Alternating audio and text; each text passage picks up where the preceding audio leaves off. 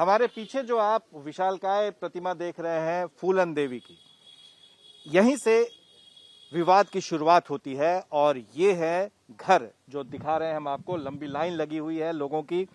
मुकेश सहनी जो नीतीश सरकार में मंत्री हैं और यहां से नाव लेकर चल रहे हैं, वीआईपी पार्टी के सुप्रीमो हैं, नाव लेकर चल रहे हैं गंगा नदी से और गोमती नदी तक जाएंगे आप। लखनऊ आपका पड़ाव होगा, लेकिन रास्ते में बहुत सारे शहरें भी आपको दिखेंगी। लेकिन आपसे सबसे पहला सवाल यह है कि यूपी पूरी तरह से लगता है जैसे पट्टा में पलट आया हो, क्योंकि बाहर में जितनी गाड़ियां हैं मैक्सिमम गाड़ियों में यूपी का नंबर लगा हुआ है। इसके पीछे क्या? देखिए, जैसे अब सबको जानकारी है कि मजबूती से हम लोगों ने उत्तर प्रदेश में पार्टी लॉन्च किया और 2022 का चुनाव लड़ना है और वहाँ पे आचार संहिता लग चुका है।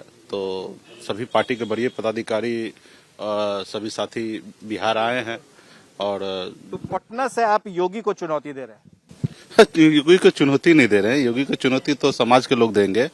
रहा कि हम लोग अपनी लड़ाई लड़ रहे हैं और हमारी लड़ाई तो आपको पता ही है कि मान सम्मान अधिकार की लड़ाई है।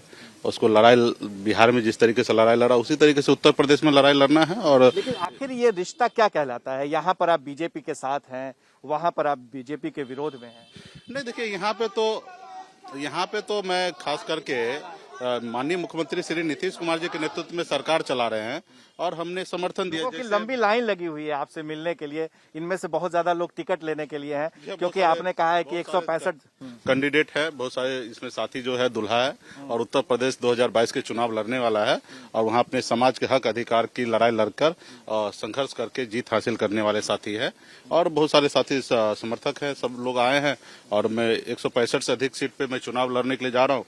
तो सारी चीजें हम, क्योंकि बिहार में सरकार में है तो बहुत सारा काम यहाँ पे भी देखना पड़ता है, तो बहुत सारी चीज हम यहाँ से डील करेंगे। बाकी चुनाव प्रचार में जैसे आपकी जमीन है और लड़ाई जो है वो लखनऊ में आपने ना, हमारी जमीन उत्तर प्रदेश में भी बन चुकी है। लड़ाई लड़ने के लिए जो है आपने एक वॉर रूम नहीं बल्कि एक हॉल ही तैयार कर दिया है।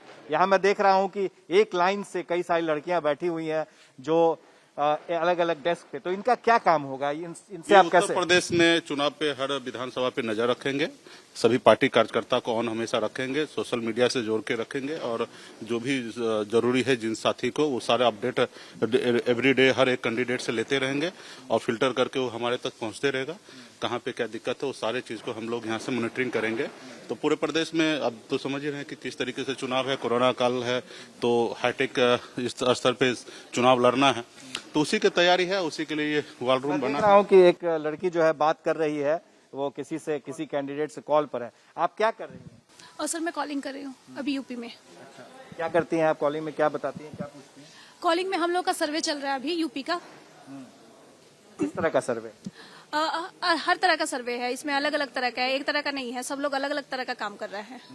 तो सर्वे में हम लोग जैसे कि किसी को कौन कौन से कैंडिडेट खड़े हो रहे हैं, कौन कौन वहाँ से किस कास्ट से खड़े हो रहे हैं, ये सब तरह का सर्वे चल रहा है अभी। तो ये देखिए मुकेश सहनी जी, आपने बड़े ही ग्राउंड लेवल पर, माइन्यूट लेवल पर, एकदम बिल्कुल बुनियादी तौर पर आप चाह रहे हैं कि लोगों से जुड़े। हालांकि आपको लगता है कि चुनाव के समय में, चुनाव के माहौल में आप अभी इतने कम समय में तैयारी कर रहे हैं, तो क्या चुनौती दे पाएंगे? नहीं, मेरा तो वहाँ पे 25 लाख वोट पार्टी को लाना है, ये हमारी लक्ष्य है और उस पे हम लोग काम कर रहे हैं। चुनाव हम कितना जीतेंगे मुझे नहीं पता है, वो तो हमारे कैंडिडेट के ऊपर है, कितने अच्छी तरीके से लड़ाई लड़ेगा वो चुनाव जीतेंगे। लेकिन मेरा 165 सीट पे लड़ना और मिनिमम 25 लाख वोट लाना, ये मेरा लक्ष्य है, उस पे हम लोग काम कर रहे हैं।